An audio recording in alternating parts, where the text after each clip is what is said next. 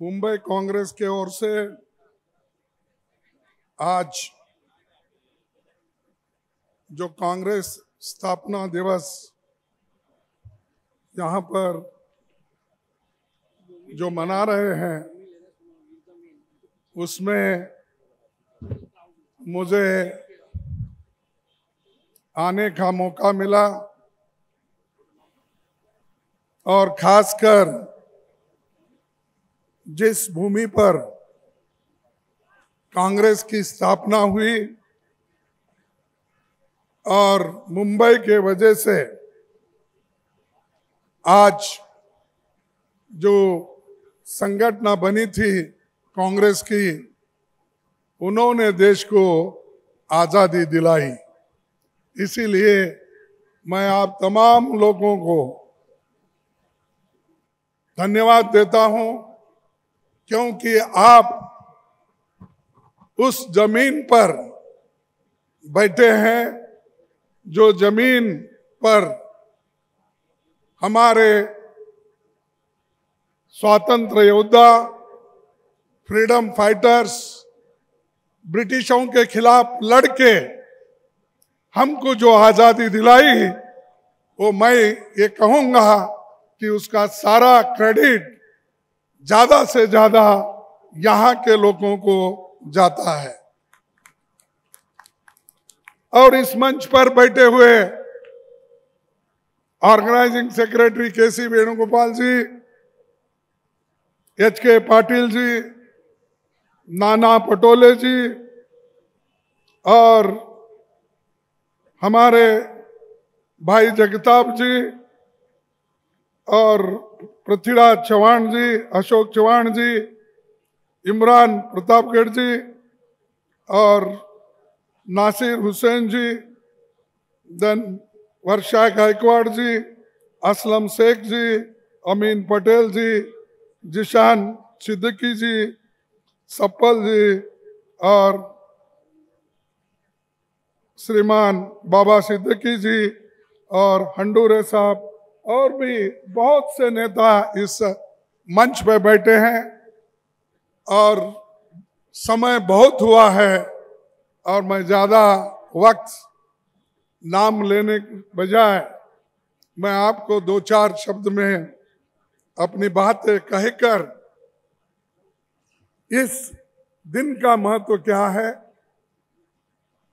और देश के लिए कांग्रेस कितना महत्वपूर्ण है और कांग्रेस संगठन इसकी कितनी जरूरत है आज के दिन, ये मैं आपको बताना चाहता हूं।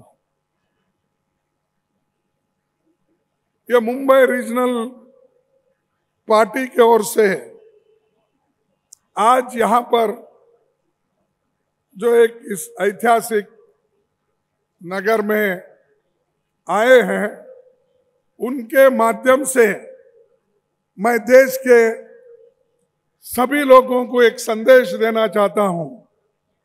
मैं देश के लोगों से कहना चाहता हूं, युवाओं से कहना चाहता हूं, हमारे महिलाओं से कहना चाहता हूं, जो दीन दलित शोषित पिछड़े वर्ग के लोग हैं, अल्पसंख्यक के वर्ग जो लोग हैं, उन सबको एक ही संदेश हमारा होगा, वो ये है कि यहाँ के सभी लोग मिलकर इस देश के लोकतंत्र को बचाना है, इस देश के संविधान को बचाना है। ये हमारा मेन कर्तव्य है, ये अपना कर्तव्य है। अगर इसको नहीं बचाएंगे तो ये बीजेपी के लोग, आरएसएस के लोग और मोदी जी इस देश को पूरा बर्बाद करके, लोकतंत्र को खत्म करके वो डिक्टेटरशिप के तरफ जाने की कोशिश करेंगे। उनको अगर उसको रोकना है, उसको ठहरा करना है, तो आपकी मदद हमको चाहिए। अगर आप मदद नहीं करेंगे तो देश में लोकतंत्र खतरे में होगा, संविधान खतरे में होगा। आज हम बात जो कर रहे हैं, आज इस देश में संविधान है, अभी अस्तित्व में है, इसीलिए हम ये बात कर रहे हैं। अगर संविधान ही अस्तित्व में नहीं होगा, लोकतंत्र ही अगर नहीं होगा, तो किनसे बात करेंगे? आपको तो मालूम है कि अगर कोई एक अच्छे विचारधारा रखकर बात करता है, उसके खिलाफ बीजेपी सरकार एक्शन लेती है, और जो अपने खुलकर अपने विचार को बताता है, उसके ऊपर भी एक्शन लेते हैं। और जो लोग, गरीब लोग आज खाने के लिए तरस रहे, उनको रोजगार, रोटी, आज इसकी भी रोज पर रोज तबाही हो रही है। महंगाई इतनी बढ़ रही है, बहुत लोगों को मालूम नहीं होगा, और मोदी भी यही समझते हैं कि भाई चलो मैं 80 करोड़ जनता को मुफ्त में राइस दूंगा। कहां से दे रहे भाई? अरे ये राइस, और आज जो फूड सिक्योरिटी एक्ट के तहत जनता को जो मिल रहा है, ये तो कांग्रेस की देन है। इससे पहले हमारे देश के लोग बाहर से अनाज मंगाते थे, उसीलिए तो राशन दुकान खुले हैं इस देश में, नहीं तो राशन दुकान नहीं रहते थे। अगर अनाज ज्यादा पैदावार होता, अगर अनाज का भंडार पहले से रहता, तो लोगों की राशन की दुकान की जरूरत नहीं होती, फूड सिक्योरिटी एक्ट की जरूरत नहीं होती। और आज मैं 80 करोड़ को फ्री दे रहा हूं, फ्री दे रहा हूं, 5 केजी कितना दे रहा हूं, जो ढिंडोरा पीट रहे हैं। और ये दिसंबर से लेकर आगे दिसंबर तक, और दिसंबर से लेकर मई के चुनाव तक, उसके बाद में वो बोलेंगे बहुत दिन हो गए आपको फ्री में दे रहे हैं, इसके बाद बंद। इस देश में ये जो लोग भूखे मरते थे, उनको खाना खिलाने के लिए, अन्न का उत्पादन करने के लिए किसने कोशिश की? ग्रीन रेवोल्यूशन किसने लाया? हरी क्रांति किसने लाई? व्हाइट रेवोल्यूशन किसने लाया? ये सब कांग्रेस की देन है। फिर भी बार बार हमको बीजेपी के लोग और मोदी जी भी हमेशा पार्लियामेंट के बाहर में, चुनाव में यही बात कहते हैं, 70 साल में कांग्रेस क्या किया। अरे 70 साल में अगर हम कुछ नहीं करते तो मोदी साहब आज इस देश के प्रधानमंत्री होकर वहां पर बैठ नहीं सकते थे। अगर आज बैठे हैं तो ये लोकतंत्र हमने जो बचाया है, संविधान हम जो बचाया है, उसके वजह से आप प्रधानमंत्री होकर हर जगह हेलीकॉप्टर में फिर रहे हो, स्पेशल फ्लाइट में फिर रहे हो, और आप कहीं भी जाते हो तो 200 300 गाड़ियां आपके पीछे आते हैं। पिछले कोई प्राइम मिनिस्टर इतने गाड़ियां लेके नहीं घूमते थे, लेकिन ये प्राइम मिनिस्टर जब निकलते हैं तो आधा घंटा पहले रास्ता बंद होता है, फिर उनके पीछे 20, 25, 30 गाड़ियां बुलेट प्रूफ निकलते हैं। और बाद में जब कभी ऐसा इलेक्शन का मौका आता है, मैं देखा गुजरात में भी, शायद प्रतापगढ़ी भी वहां बहुत थे, और हमारे यूथ लीडर हाँ कन्हैया कुमार जी, वो गए क्या? कन्हैया कुमार भी थे।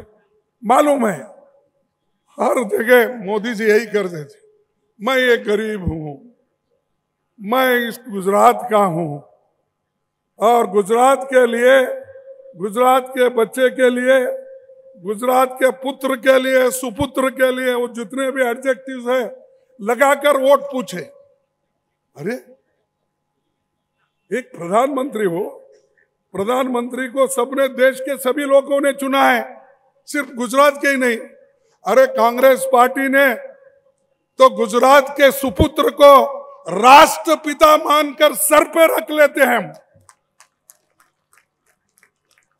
चाहे आप हाईकोर्ट में जाओ, सुप्रीम कोर्ट में जाओ, किसी ऑफिस में जाओ, उनके सर के ऊपर, या हम कभी भी पार्टी के अंदर बैठते हैं या कभी भी कोई ऑफिस मंत्री होता है, उसके पीछे और उसके सर पे कौन सा फोटो होता है? महात्मा गांधी जी का फोटो होता है। वो कहाँ के हैं? वो भी गुजरात के हैं ना। तो हम तो पंडित जवाहरलाल नेहरू जी से लेकर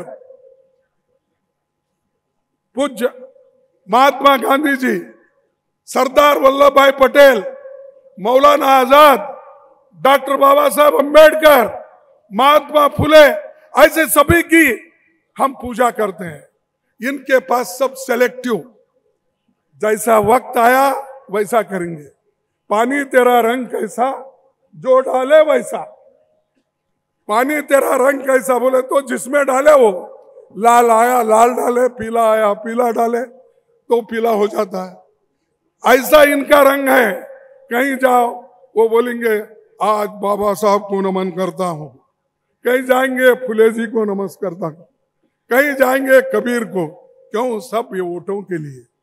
मैं पूछता हूं मोदी साहब, आरएसएस के लोगों को भी ये पूछना चाहता हूं, बीजेपी के लोगों को भी मैं ये पूछना चाहता हूं, 10 साल पहले कभी आपके ऑफिस में बाबा साहब की फोटो थी, फुले की फोटो थी, महात्मा गांधी की फोटो थी?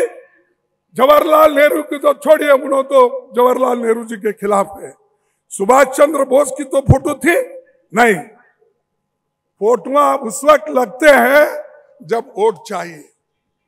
तो इसलिए आपकी यह जिम्मेदारी होती है कि इस देश को बचाने के लिए, लोगों को ताकत देने के लिए, संविधान की रक्षा करने के लिए आप मजबूत होकर खड़े होना चाहिए।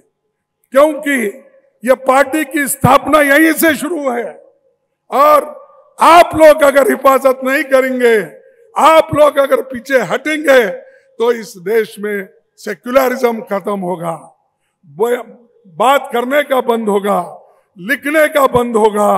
और जितने भी राइटर्स आज उधर से लिख रहे उनका भी बंद होगा। एक तो जो प्रोग्रेसिव राइटर्स हैं, जो देश के बारे में लिखते हैं, जो अच्छे विचारों के बारे में लिखते हैं, साइंटिफिक विचारधारा पे चलते हैं, उनका तो एक और है। लेकिन जो उनके साथ रहकर जो लिखने वाले हैं, उनको भी आज ना कल वो मोदी बंद करेंगे, क्योंकि वो नहीं चाहते खुले विचार से।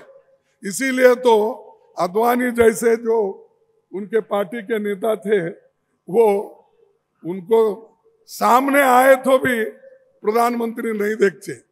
बहुत बार मैं देखा हूं पार्लियामेंट में, जब आडवाणी साहब ये फूल चढ़ाने के लिए, जो महापुरुष हमारे जिनकी फोटोआं सेंट्रल हॉल में लगी है, उन फोटोओं को जब पुष्पार्पण करते हैं, उस वक्त उन्होंने मोदी जी आडवाणी को देखते भी नहीं थे, मुरली मनोहर जोशी को भी नहीं देखते थे। अरे अपने ही लोगों को वो देखते नहीं। जब पावर में आने के बाद, अब पूरा पावरफुल बनने के बाद, उन लोगों को क्या देखेंगे जो पिछड़े, गरीब, अल्पसंख्यक, इनको कभी देखेंगे नहीं। बात करते जाएंगे उनकी, लेकिन उनको कोई हक नहीं देंगे। इसलिए आप ये बात ध्यान में रखना चाहिए। और अनएम्प्लॉयमेंट, आपको मालूम, नौकरियां तो बहुत देने की बात की। अगर मुझे प्रधानमंत्री बनाएंगे तो हर साल 2 करोड़ नौकरियां मैं दूंगा, ये उन्होंने कहा। बाहर से पैसा लाके हर एक के जेब में 15-15 लाख मैं डालूंगा, ये बोले या नहीं बोले? आप भूल गए शायद, बोले। 2 करोड़ नौकरियां मुंबई तो मिले होंगे, क्योंकि यहां बीजेपी की सरकार है, क्योंकि जिनका जनता का समर्थन नहीं, वो सरकार यहां आके बैठी है, हमारे लोगों को खरीद फरोख्त करके ये नया सरकार बना ली। ये चोरी से ये सरकार हो गई है। हमारे एमएलए को चोरी किए और चोरी करके ये सरकार बन गई। उसूलों पे नहीं बनी। ये सरकार जो बनी है अधिकार के लिए, और केंद्र सरकार ने अपना पूरा जोर इसको लगाया। क्या कि सबको या ईडी केस डालना, सीबीआई का लगाना, सीबीसी का लगाना, फॉल्स एफआईआर डालना, ऐसे डाल कर लोगों को तंग की है। तंग करके अब अपने कब्जे में उनको लिए, लेकर बाद में बोले कि देखो आपके ऊपर ये केसेस है, आप हमारे साथ रहेंगे तो ये केस छूट जाएगा, अगर नहीं रहेंगे आपको फिर अंदर जाना पड़ेगा। तो आज क्या हो रहा है, जितने भी लोगों के ऊपर केस थे, जिन लोगों ने हमेशा किसी ना किसी वजह से पकड़े गए थे, उन सबको उन्होंने ले लिया। और बीजेपी के पास एक बहुत बड़ा वॉशिंग मशीन है, बहुत बड़ा, जिस वॉशिंग मशीन में अगर डाल दिए तो जो भी कलंक होता वो धो जाता है। इतना बड़ा वॉशिंग मशीन शाह जी ने खरीदा है, उसमें ये लोगों को डालते ही वहां क्लीन हो जाते हैं और वो हमारे पास आते ही कलंकित बनते हैं। ये उनकी चाल है। ऐसा डराने से अगर आप डरेंगे तो जमहूरियत को आप नहीं टिकाएंगे। जमहूरियत को टिकाना है तो आप सब लोगों को लड़ना होगा, चाहे कैसा भी वक्त हो, हम आगे बढ़ना हो। तो इसीलिए मैं आप तमाम लोगों से यही कहूंगा कि ये झूठ बोलने वालों की सरकार है केंद्र में। अब वो आप यहां आके भी वो बोलेंगे कि डबल इंजन सरकार है, ये तो भूलेंगे नहीं उन्होंने। हर जगह जब जाते हैं, यूपी में जाते हैं, डबल इंजन की सरकार बोलते हैं। जब और कहीं बीजेपी की सरकार होती है, डबल इंजन की सरकार। अरे डबल इंजन की सरकार तो रहो या ट्रिपल इंजन की रहो, और 4 बोगी ज्यादा लगा लो, लेकिन जनहित में क्या काम कर रहे वो कहिए। आपने नौकरी देने का वायदा किया था ना। देखिए मैं बोलता हूं, ये मेरा नहीं, ये आप निकाल कर देखिए। राज्यसभा में जो हमारे सदस्य प्रश्न डालते हैं, उसके उत्तर में जो आंकड़े मिले हैं मैं आपके सामने रखूंगा, लेकिन वक्त की कमी होने के वजह से वो आंकड़े मैं फिर बाद में बताऊंगा, लेकिन जो मोटे आंकड़े हैं मैं आपको दूंगा। उन्होंने सरकारी इलाके में, पुलिस में, शिक्षण क्षेत्र में, मिलिट्री में, पैरामिलिट्री में और सीआरएफ में अब 30 लाख वैकेंसीज हैं। कितने? 30 लाख वैकेंसीज। फिर मोदी साहब 30 लाख वैकेंसीज क्यों नहीं भर रहे, मैं पूछना चाहता हूं। लेकिन उसके तरफ उनका ध्यान नहीं, क्योंकि 30 लाख वैकेंसीज अगर वो भरे, उसमें से 60% गरीबों के बच्चे आएंगे, रिजर्वेशन में जाएंगे, रिजर्वेशन को बच्चों को नौकरियां मिलेंगे और बाकी गरीब बच्चों को मिलेंगे। इसीलिए वो नहीं चाहते कि वो 30 लाख वैकेंसीज भरे। अब क्या कर रहे, किस्तों में भर रहे। 71,000 वैकेंसीज भर के मोदी साहब सर्टिफिकेट बांट रहे। मैं देखा, आप लोग देखे नहीं, टीवी में वो सर्टिफिकेट दे रहे। अरे भाई, सर्टिफिकेट तो वहां पर जो अपॉइंटमेंट की ऑर्डर को अंडर सेक्रेटरी साइन करता है, प्राइम मिनिस्टर साइन नहीं करता, उसके हाथ से आप दे रहे हो अपॉइंटमेंट ऑर्डर। वो भी किसके? वो तो गवर्नमेंट सर्वेंट। वो तो जो सर्विस में 30 लाख वैकेंसी खाली है उसमें से 71,000 आप दे रहे हैं। लेकिन आपके नौकरी किधर गए भाई? 2 करोड़, और 9 साल हो गए 18 करोड़। 18 करोड़ नौकरियां कहां गए? एक तरफ 30 लाख सरकारी नौकरियां भर्ती नहीं कर रहे, दूसरे तरफ आपने जो वायदा किया था वो तो और ही बच गए हो। तो ये है झूठों का, झूठ बोलते बोलते जा रहे हैं। मराठी में बोलते ना, खोटा बोला पण रेटून बोला। खोटं बोला ते सांगतात, तर शहासाहेब सांगतात, बाजूला असतात ना, ते सांगतात काय सांगायचं। मोदी असं जर विचारलं, नाही लास्ट आम्ही गेल्या वेळेला सांगितलं होतं 2 कोटी नोकरी देतो म्हणून, 15 लाख, आता काय सांगायचं? काय असं जुमला असतंय साहेब, सांगत जावा। खोटं असलं तरी रेटून सांगायचं, तर सगळं काय असं ह्यांचं चाललंय।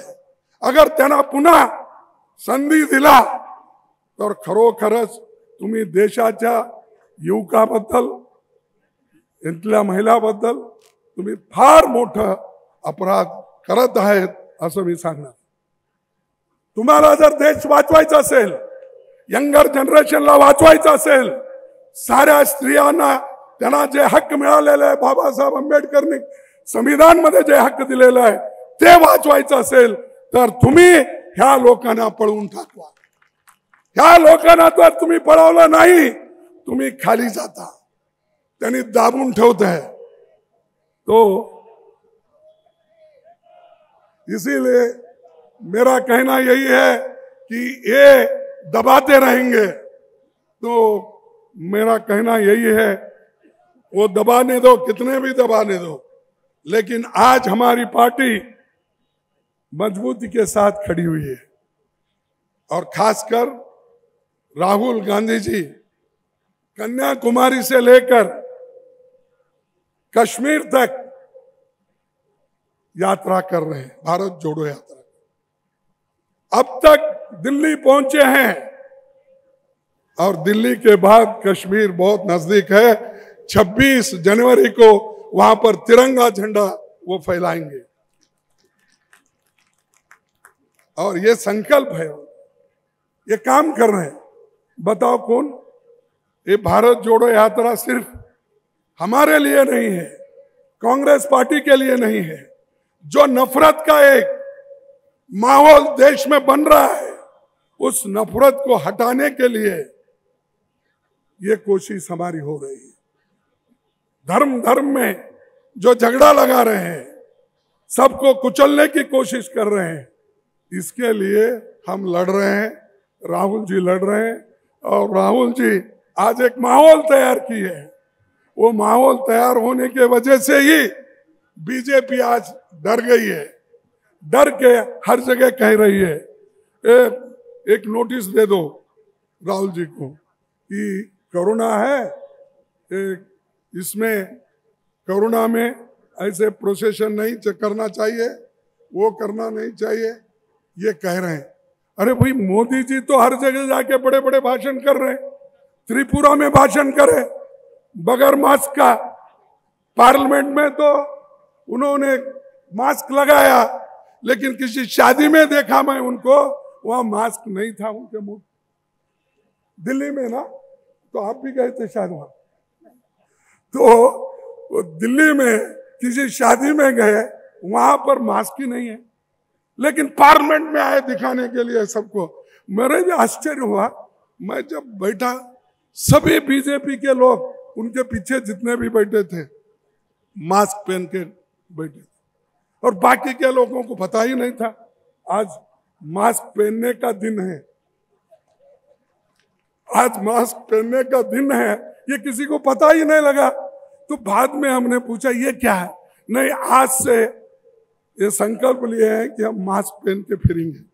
ये मास्क जो पहन रहे हैं ये राहुल गांधी जी के भारत जोड़ो यात्रा रोकने के लिए, लेकिन हम रुकने वाले नहीं, हम ठोकने वाले हैं। हम ऐसे चीजों को मुकाबला करते आगे जाएंगे, हम आगे बढ़ेंगे। हम किसी से डरने वाले नहीं हैं, हम उनको डरेंगे जो जनता, अगर हमसे भूल हो गई जनता से माफी मांगेंगे, लेकिन जो लोग इस देश में हमारे लोगों के साथ नहीं है, लोगों के लिए मदद नहीं की है, ऐसे लोगों हम डरने की आवश्यकता नहीं है। इसीलिए एक संदेश हमारे पार्टी का है, वो हमेशा राहुल गांधी भी कहते हैं, सोनिया गांधी जी भी कहते हैं और हम भी कहते हैं, डरो मत। अगर डर गए तो फिसल गए, क्योंकि कोई आदमी डरता है तो अपना लक्ष्य पूरा नहीं कर पाता। अपना लक्ष्य पूरा करना है तो आप डरो मत, कुछ भी होने दो, आगे बढ़ने की कोशिश करो। आप लोकतंत्र के लिए लड़ रहे हैं, संविधान के लिए लड़ रहे हैं, महिलाओं के लिए लड़ रहे हैं, युवकों के लिए लड़ रहे हो, बेरोजगारी के खिलाफ लड़ रहे हैं, इन्फ्लेशन के खिलाफ लड़ रहे हैं। इसीलिए आपको डरने की आवश्यकता नहीं, हम आपके साथ हैं। और आज मुझे यहाँ पर जो इस कांग्रेस स्थापना दिवस जो 28 दिसंबर को हो रहा है, मैं सुबह कांग्रेस ऑफिस में ये दिन वहाँ पर मना के इसलिए यहाँ आया। तो इसीलिए आप तमाम लोगों को मैं धन्यवाद देता हूँ, और खासकर महाराष्ट्र के जितने भी नेता हैं वो एकजुट होकर काम करके कांग्रेस पार्टी को पुनः एक बड़ी ताकत देंगे। मैं विश्वास के साथ कहता हूँ, छोटे मोटे कुछ भी आपके पास मतभेद हो सकते हैं, लेकिन देश के लिए वो मतभेद भूल जाओ, महाराष्ट्र के लोगों के लिए भूल जाओ, और सबके लिए भूलकर एक होकर काम करो। कांग्रेस आएगी, जरूर आएगी। इतना कहते हुए मेरे बात को समाप्त करता हूं। जय हिंद, जय हिंद, जय हिंद, जय भीम।